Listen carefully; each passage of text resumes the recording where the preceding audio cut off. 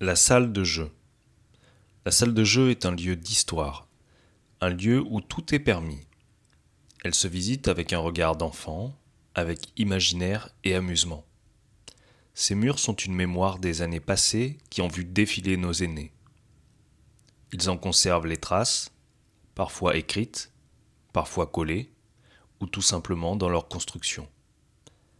Ce sont eux qui assurent la stabilité du lieu et qui définissent l'espace de jeu. Ce sont dans ces espaces que l'on peut chercher et trouver des possibles marques laissées au fil du temps. C'est le début d'une partie de cache-cache qui peut commencer. Lorsque j'étais enfant, nous avions une grange en face de la maison de mes parents dans laquelle il y avait une pièce. Les murs étaient entorchis, son vieux plancher était usé, plein de trous.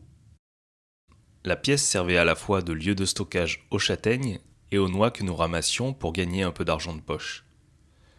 Cette pièce était un parfait espace pour jouer. Il y avait notamment une grande table de ping-pong sur laquelle on s'amusait à faire rebondir les balles.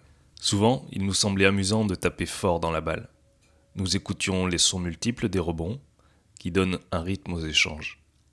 Bien sûr, au cours du jeu, les balles se retrouvaient finalement projetées dans la salle.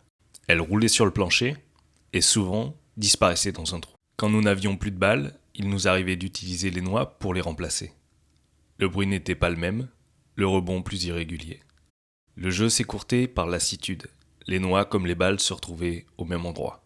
Et périodiquement durant l'année, pendant le séchage des noix, le jeu se répétait.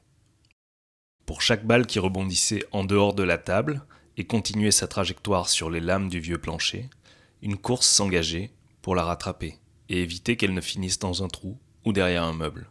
En recherchant la balle, nous en retrouvions d'autres. Nous retrouvions aussi les coquilles de noix, vides. Nous avons grandi, la grange existe toujours. La salle de jeu, quant à elle, nous a laissé des souvenirs. Elle s'est transformée, il n'y a plus de trous dans le plancher, plus de table de ping-pong, mais c'est devenu un nouvel espace de jeu, un atelier d'artiste.